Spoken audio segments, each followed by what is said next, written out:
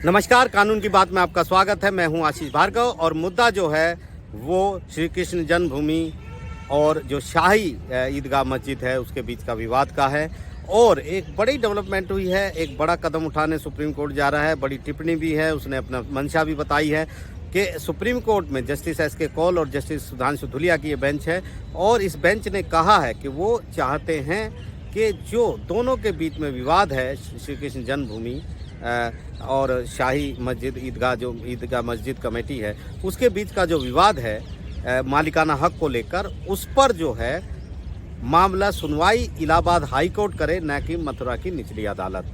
ये भी उन्होंने कहा है कि सभी जो पक्ष है उनके भले के लिए, उनकी भलाई इसी में है कि इलाहाबाद हाई कोर्ट खुद इस मामले की सुनवाई करे और इस मामले को तय करे।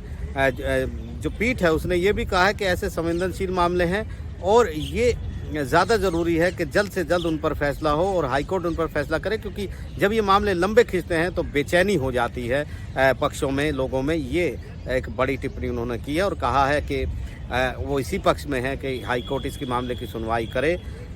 जो शाही मस्जिद ईदगाह मस्जिद कमेटी जो है उसकी ये अर्जी पर सुनवाई हो रही थी। सुप्रीम कोर्ट ने इलाहाबाद हाई कोर्ट को कहा है कि जो केस है, पूरे केस जो याचिकाएं हाई कोर्ट के सामने हैं, कौन कौन सी याचिकाएं वो सुनेगा सारी इकट्ठी करके, उसका ब्यौरा सुप्रीम कोर्ट को 3 हफ्ते में दे। हाई कोर्ट के रजिस्ट्रार को ये कहा गया है। 3 हफ्ते के बाद एक अहम सुनवाई अगली होगी जब सुप्रीम कोर्ट इस पर आदेश जारी करेगा।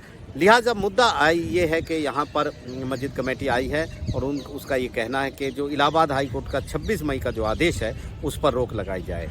इलाहाबाद हाई कोर्ट ने 26 मई को एक अहम फैसला दिया था और कहा था कि जो निचली अदालत में मथुरा की जो केस चल रहे हैं दोनों के विवादों को लेकर, उसकी सुनवाई अब इलाहाबाद हाई कोर्ट करेगा, निचली अदालत नहीं करेगी। और सारे केस अपने पास ट्रांसफ़र कर लिए थे।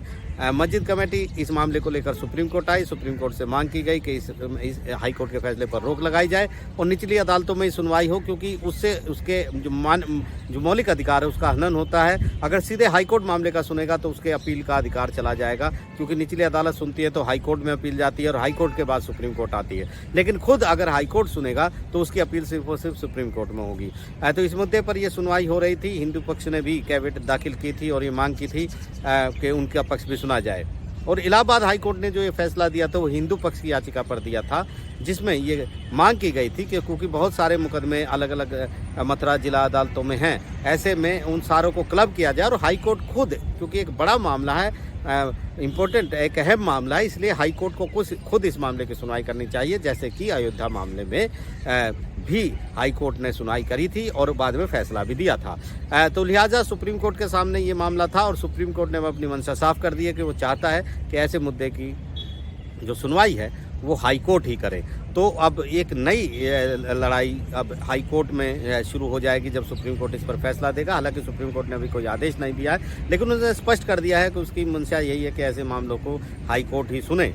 ये भी उन्होंने कहा कि चरणबद्ध समयबद्ध तरीके से मामले की सुनवाई होनी चाहिए। तो कहीं ना कहीं वो ये भी इशारा कर रहे हैं कि हाई कोर्ट के लिए समय भी वो मुकर्रर करेंगे कि कितने वक्त में इन मामलों की सुनवाई होनी चाहिए। तो एक अहम मामला है, 3 हफ्तों के बाद एक बड़ी सुनवाई इस मुद्दे पर होने जा रही है। अब मुद्दा सबसे बड़ा ये है कि हिंदू पक्ष पहुंचा था निचली अदालत में और उसने मांग की थी कुछ हिंदू पक्ष के लोगों ने कि वो जो हैं ये मांग कर रहे हैं कि जो शाही मस्जिद ईदगाह मस्जिद जो है बराबर में, उसका कोई हक नहीं है और पूरी जो ज़मीन है 13.37 एकड़ जो है, 13.37 एकड़ ज़मीन वो जन्मभूमि की ज़मीन है और इसलिए वो भगवान की ज़मीन को मिलनी चाहिए और उनका कोई स्टेक नहीं है इस मुद्दे पर। और ईदगाह को कमेटी जो है, मस्जिद कमेटी, उसको यहाँ से बाहर करना चाहिए। पूरा मालिकाना हक जन्म स्थान का है, उस न्यास का है, ट्रस्ट का है। उन्होंने 1968 के उस समझौते को भी चुनौती दी है जो जन्मभूमि ट्रस्ट और ईदगाह कमेटी के बीच हुआ था। उनका कहना है इस तरह का समझौता नहीं हो सकता है और उनका ये कहना है कि ये 1670 में ये जो यहाँ पर जन्मभूमि के मंदिर को के एक हिस्से को तोड़कर और वहाँ पर औरंगजेब के कहने पर शाही मस्जिद बनाई गई थी और ये पूरा जन्मभूमि का इलाका है, इसलिए पूरा हक उनका है। अभी जो करीब 10.9 एकड़ ज़मीन जो है वो जन्मभूमि के पास है, न्यास के पास है और बाकी जो 2.5 एकड़ है वो मस्जिद कमेटी के पास है। लेकिन यहाँ पर हिंदू पक्ष पूरी ज़मीन का दावा कर रहा है। तो अहम मुद्दा है, अहम सुनवाई होने जा रही है और काशी विश्वनाथ का मुद्दा तो यहाँ चल ही रहा है, तो एक और मुद्दा जो है वो अब शुरू हो गया है और सुप्रीम कोर्ट इशारा कर रहा है कि वो चाहता है कि हाई कोर्ट जल्द से जल्द मामले की सुनवाई कर अपना फैसला दे। नई दिल्ली से आशीष भार्गव, NDTV इंडिया।